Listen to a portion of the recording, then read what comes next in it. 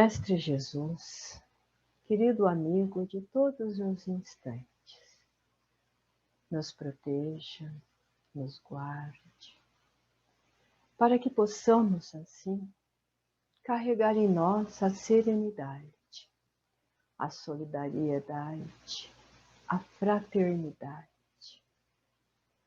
Mestre, todos os instantes recorremos a Ti, num aprendizado, num pedido de socorro, e também recorremos a Ti para a força, para continuarmos. Agora, neste instante, buscamos a inspiração cheia de luz, para que possamos compreender mais de Sua boa nova e que possamos levar para os nossos irmãos um pouco de paz, de alegria, de esperança. Que a Tua boa nova, Senhor, que conforta o coração, nos inspire a viver com alegria e que possamos sentir a presença dos amigos espirituais em todos os momentos de nossas vidas. No nosso Evangelho, a nossa preleção é do capítulo 16, Servir a Deus e a Mamon. Essa palavra, Mamon, do hebraico, quer dizer dinheiro.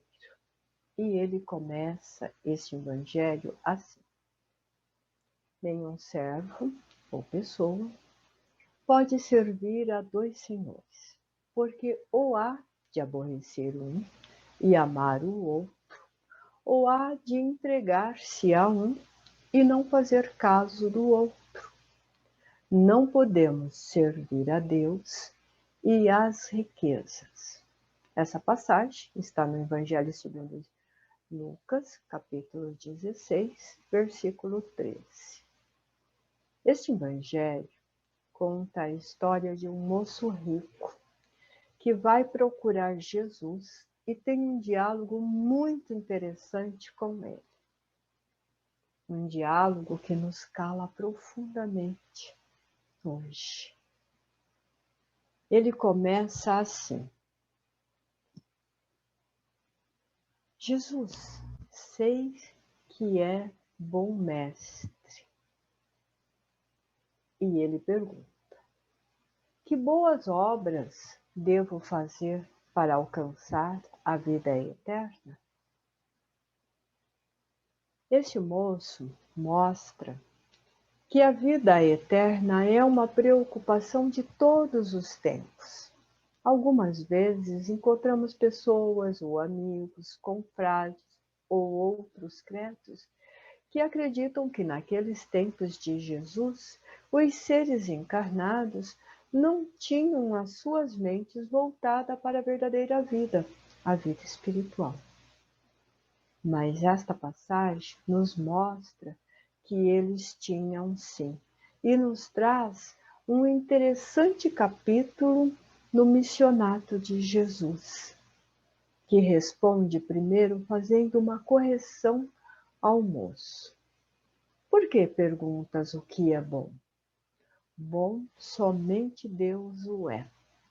Em outros lugares, em outras passagens, Jesus já tinha nos alertado que somente o Pai era bom. Quando os fariseus ou outros tentavam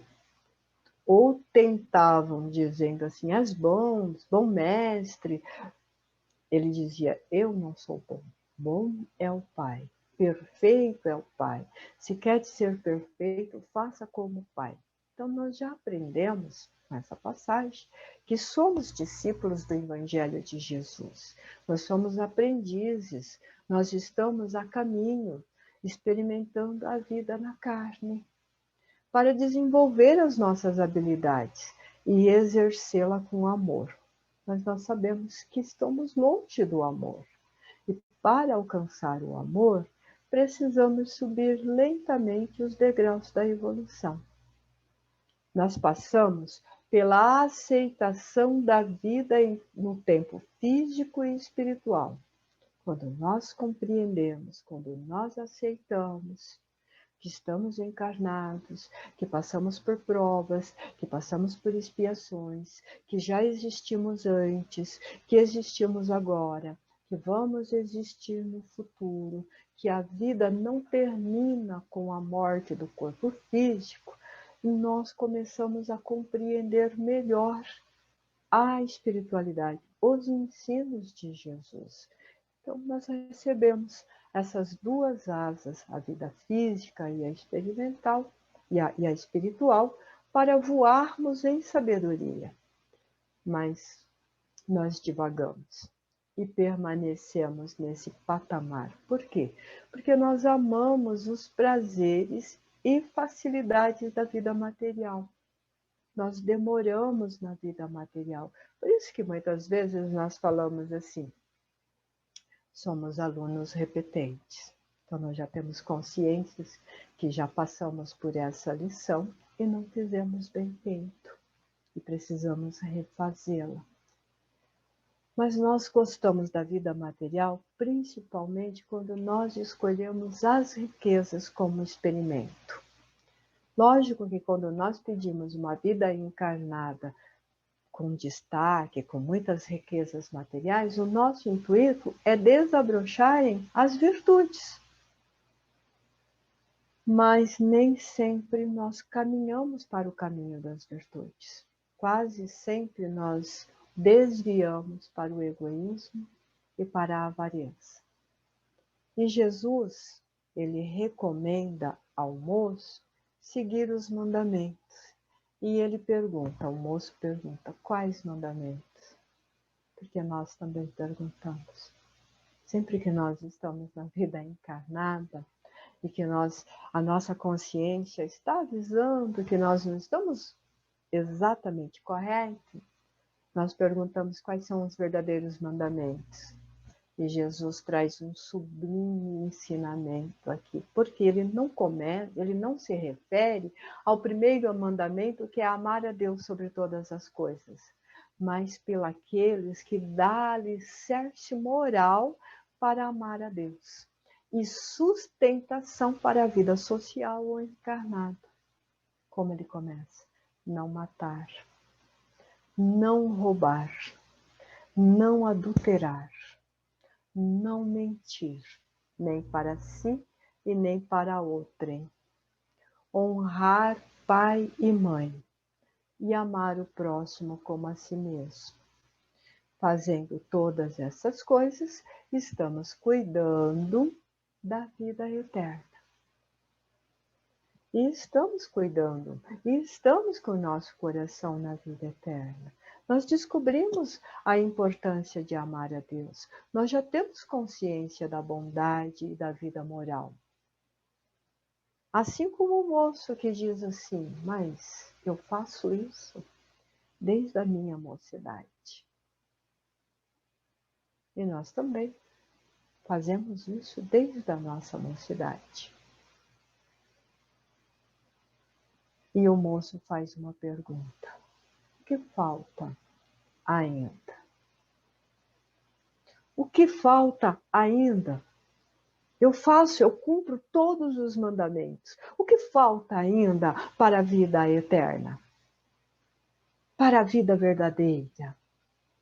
De maneira alguma saberemos o porquê dessa pergunta tão sentida do moço. Mas podemos fazer a mesma pergunta para nós. Nós cumprimos os mandamentos? Quase sempre, ou sempre, a nossa resposta será sim, nós cumprimos. Pois nós procuramos a bondade, nós procuramos a generosidade, nós procuramos multiplicar nossos dons espirituais e materiais em favor de nós e do nosso próximo.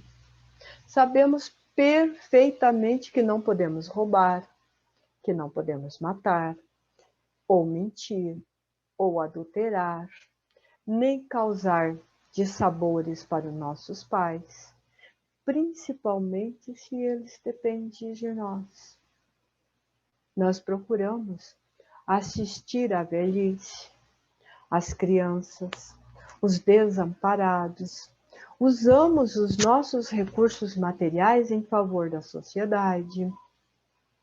Ajudamos nossa instituição favorita, os nossos irmãos menos agraciados pelo pão de cada dia. Dificilmente nós faltamos com os mandamentos. E quando faltamos, sentimos-nos mal, pedimos perdão, pedimos desculpa, lembramos de Pedro. Senhor, quantas vezes devemos perdoar o meu irmão? E quando a gente pensa na resposta generosa de Jesus, a gente sabe que tem direito a mais um perdão. Senhor, nos perdoe, que mais uma vez deixei de cumprir os mandamentos, ou deixamos de cumprir com os nossos mandamentos. Mas aquela pergunta sentida do moço, o que falta ainda? Dificilmente nós o fazemos. Por quê? Talvez, só talvez, tenhamos medo da resposta. Ou porque nós conhecemos o que Jesus respondeu para o moço, ou realmente temos medo de que a resposta seja idêntica. Bem, enfim, motivos não faltam, mas nós adiamos esta pergunta sempre. O que falta ainda para a vida eterna? Talvez ouvir Jesus no nosso íntimo, respondendo para nós da mesma maneira que respondeu o jovem. Talvez nós tenhamos a mesma dificuldade, mas nós devemos sim nos perguntar vez ou outra o que falta ainda para nós alcançarmos a vida eterna, a vida de luz. O que falta para a nossa vida ser abundante? O que falta para a nossa vida ser feliz? O que falta para uma espiritualidade melhor? O que falta de moral? Jesus respondeu para aquele moço que para ser perfeito ele deveria vender tudo e seguir-lhe. Hipoteticamente falando, se estivéssemos diante de Jesus, o que faríamos? Seguiríamos ou desistiríamos como jovem?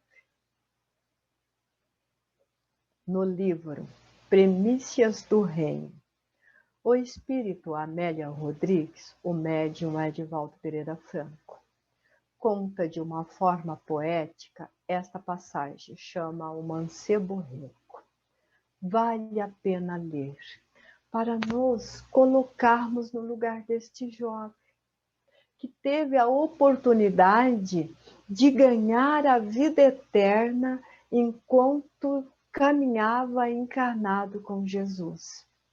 Isso nos faz lembrar um outro moço que nos conta essa história no livro Há 2000 anos, Emmanuel, o orientador espiritual de Chico Xavier. Ele conta que ele também teve a oportunidade de ganhar a vida eterna nos mundos felizes enquanto encarnado, junto com Jesus. Emmanuel também recusou. Pelo mesmo motivo, Emmanuel também era rico. Amélia nos lembra que esse jovem era rico e vivia de todas as facilidades do mundo, seus prazeres e luxos. não podemos esquecer que no final dessa passagem, Jesus diz que é mais fácil passar um cabo grande ou grosso. Algumas pessoas nessa passagem entendem por camelo, porque algumas traduções traz mesmo camelo. Já que o idioma é hebraico, camelo e cabo tem o mesmo, é a mesma palavra, com pequenas variações. Assim como no português, amigo e amantes significa amar bastante, mas que nós damos significados diferentes. Então, Jesus diz que é mais fácil passar um cabo grosso no fundo de uma agulha do que um rico entrar para a vida eterna. Amélia tem razão, ele é rico, o moço é belo, vive toda a luxúria e de uma forma poética, e ela mostra a melancolia da alma deste moço. Duas passagens muito interessantes que vale a pena ler, tanto a 2000 anos, de Amano, que é um romance completo, como essa poesia de Amélia Rodrigues. Porque tanto um como o outro, o moço e Amano têm o anseio da alma, tanto quanto nós também temos esse anseio da alma. Por que nós estamos encarnados? Por que nascemos na família X? Por que nascemos no país X ou Y? Por que temos mais riquezas ou menos riquezas? Por que temos mais dificuldades ou menos dificuldades? Por que uns têm mais inteligência e outros menos? Por que aprender os evangelhos, aprender a moral de Deus é tão difícil?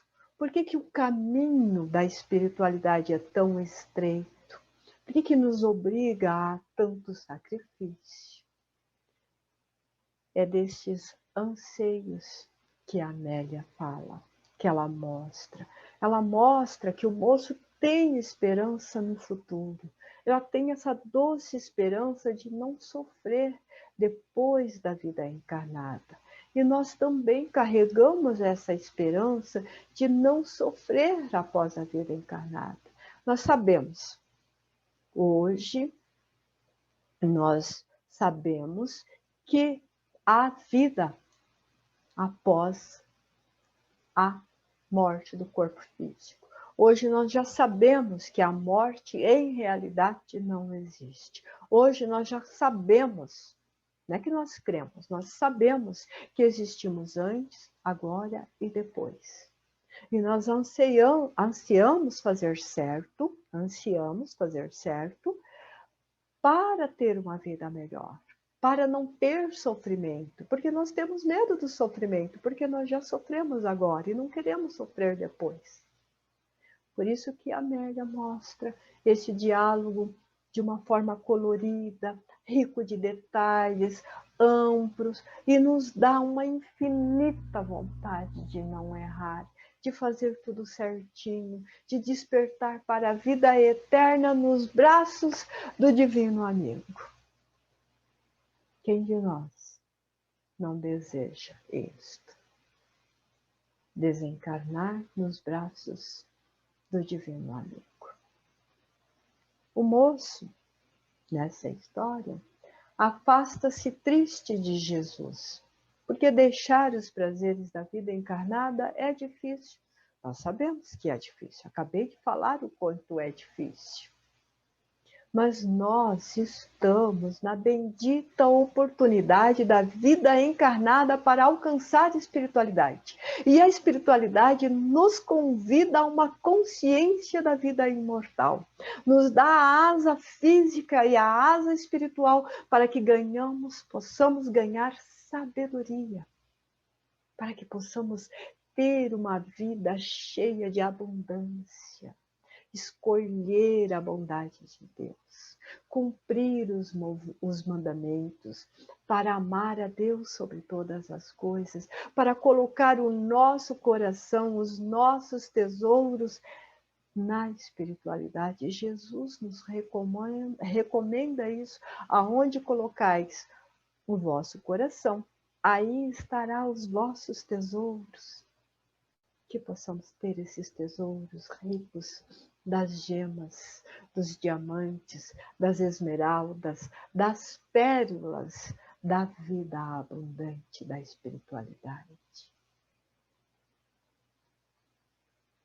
De forma alguma, nós queremos dizer que nós não devemos empregar bem as nossas riquezas, que devemos abandoná-la.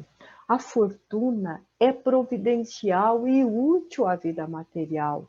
É através dela que vem o progresso, a industrialização, o trabalho da vida civilizada. Isto, com o emprego correto, é um recurso maravilhoso que Deus nos oferece.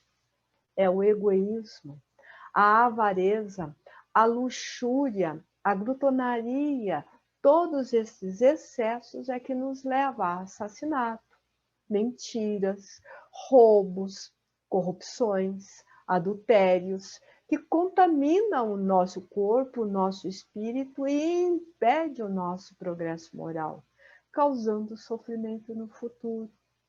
O Espírito Protetor, neste Evangelho, nos lembra que a vida material ela é breve e que nós não podemos, com isso, reduzir o nosso aperfeiçoamento moral e nem o nosso progresso espiritual. Que nós devemos ficar atento aos anseios da alma,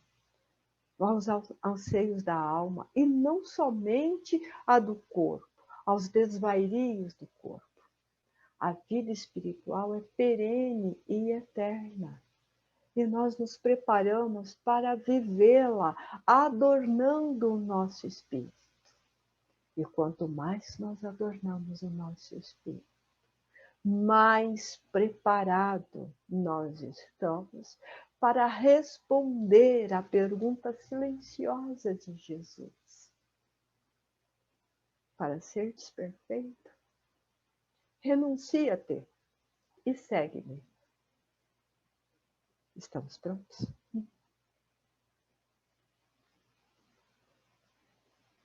Mestre Jesus, após esta pergunta profunda, queremos agradecer a oportunidade bendita